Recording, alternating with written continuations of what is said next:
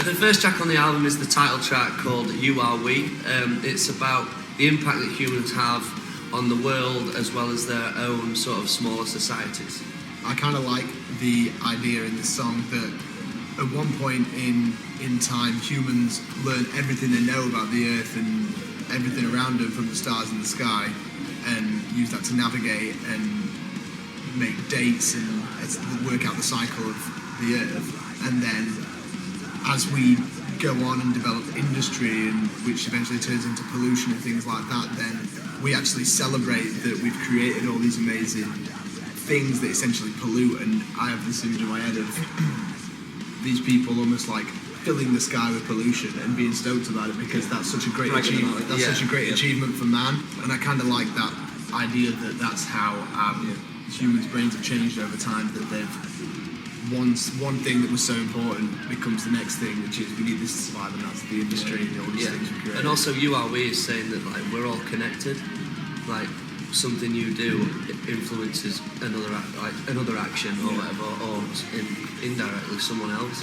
So the end question towards that is well, it's not a question, but the end part of that is saying, Lucifer, you are we. It's saying, are we not creating sort of our own idea of hell? We contribute where we are to the right hell now. too. We are part of that as well. Yeah, all these things that we talk about are essentially human developed problems, or whatever you want to call them. And so we are just as a culprit as the people we're kind of talking about.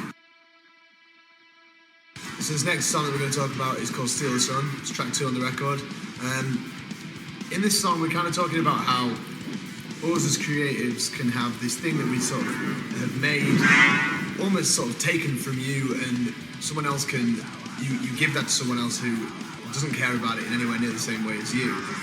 And this song kind of reflects the last couple of years as a band for us, and tells a bit of the story about us going independent. And creativity is something that's so precious, and giving it away or letting someone be in control of it isn't kind of the way it's supposed to be. It's supposed to be from an artist or anyone in a creative way directly to someone who enjoys it, whatever it might be.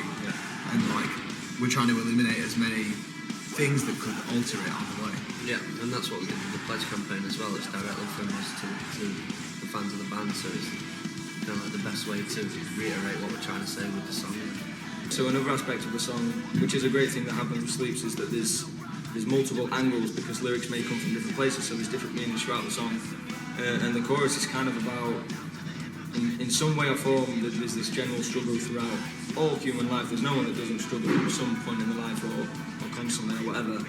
So or at least feels very much like they do.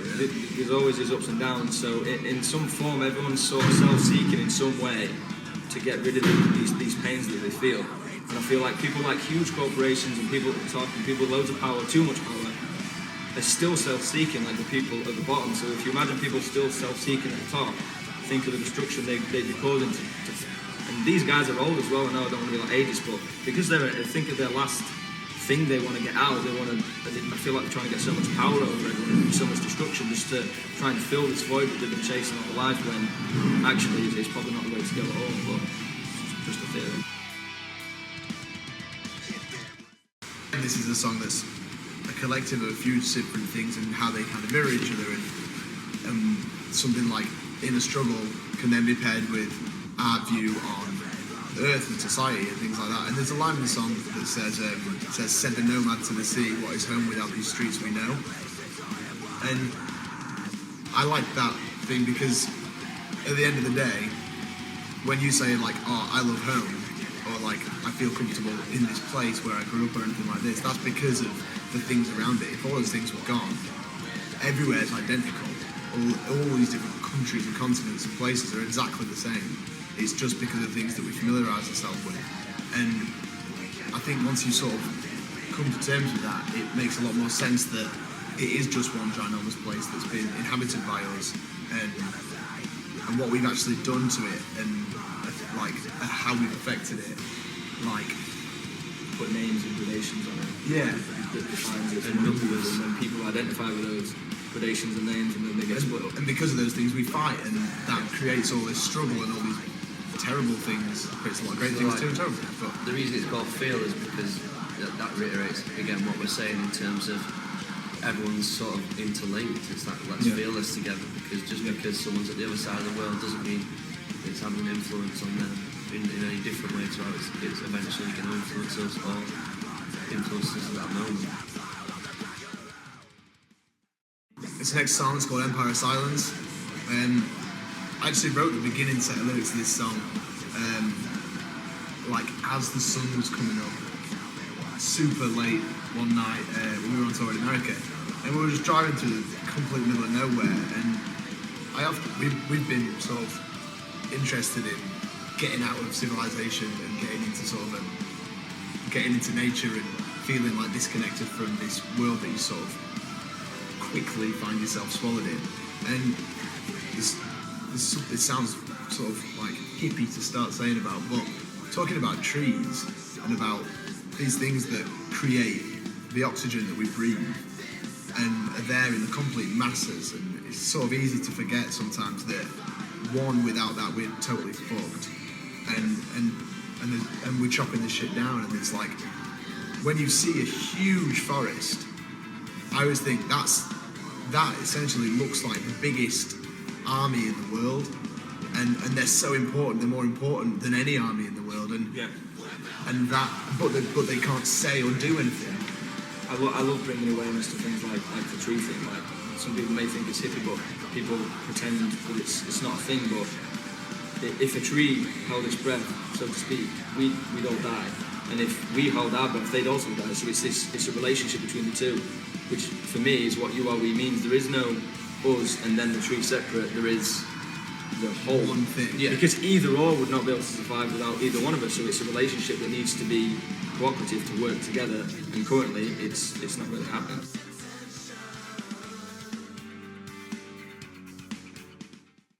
The next song on the album is Wide Awake, and this sort of reflects on the conventional societies that we live in, and the way we have to 9-5 to get what we want out of life, or the way that you sort of brought into the world, and the way you grow up at schools, and that thinking that if things aren't done in a certain way, you're not going to achieve the end goal or the end target. And from a place that we've all been in.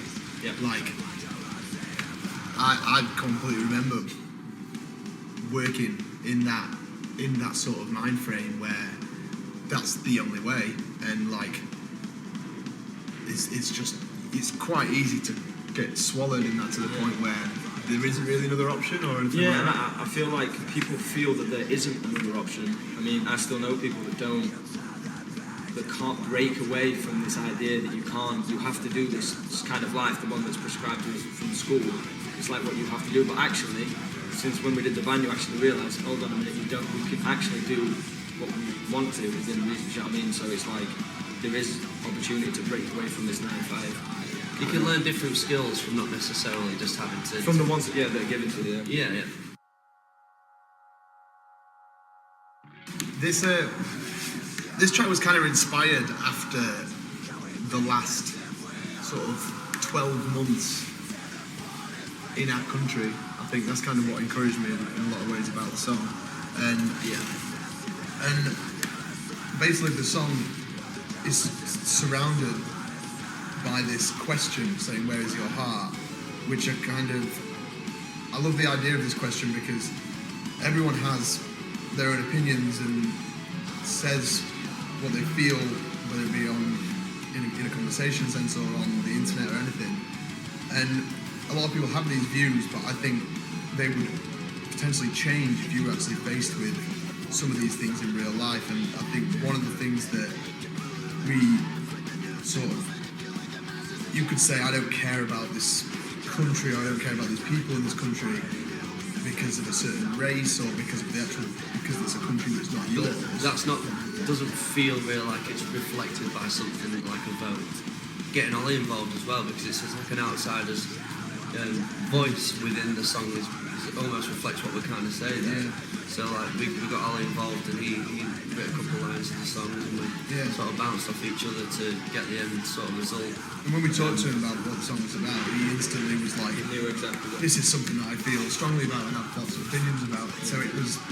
I mean, he came back with the part super quick, then he knew exactly what the vibe was, what the sound. He didn't need to explain the song or anything. There's kind of two spins on the title. There's like, you can look at it like we're saying settle down society, which is if people kind of stopped fighting and Like an order, yeah. and sort of pushing like negative on Against each negative, fighting, which is sort of said in the record before. And the title can mean that, but it can also mean a very conditioned way of looking at society, which is we are kind of encouraged in this settle down society where when you get to a certain age you should be at some certain point in your life, and this is how, or you should have settled down by 30 or anything I've like never that. thought of it in that way. I know, like, Really? yeah, That's great. like we are a settled down society. Yeah. It's just like we're saying, like, get married, get your nice car, get your flat screen TV. You should. That's a good way of looking at it. just because eat on a weekend. if people get Like, used it's to like that, settle down. Yeah, I didn't get. I've never if you thought hear of that we're a settled down society, because we are, in terms of being conditioned that way. So a good thing to ask yourself is, if you have this idea to do these things, if you stop and say, where did I get that idea from? And if you didn't come up with the idea, you've probably given advice to someone else. Yeah, it's Hurricane. This also has a few angles on it, as the song was created at different times by different people.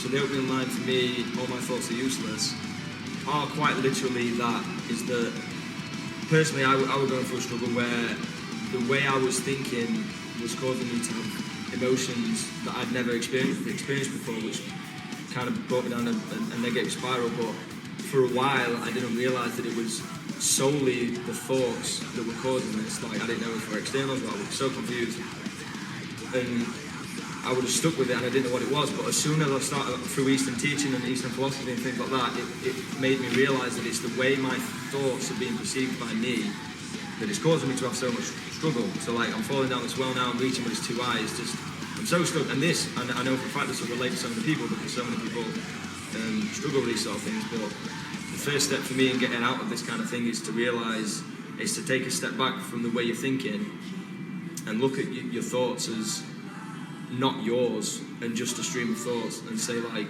clouds going by, it's just, don't identify with them, don't get attached to them, they're nothing to do with you in a sense, and then let them go by. And then as soon as I started that realisation, it started to clear up.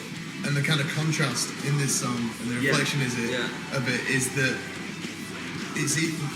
we kind of consider ourselves in such a mess of a current world state, and if anything was to actually change that, then it'd have to be huge to actually make everyone wake up in a sense to all these problems. Then I think it takes something, because those metaphorical hurricanes are happening right now, but I feel like the one that we're talking about is even bigger, because there's terrible things happening all over the world, and still it's not much of an impact to snap people. to make people actually pay attention to it. So we're trying to say that, like, obviously you can make a change by just changing the way you think, or changing your opinions. Or like millions of small changes could be the change that we need.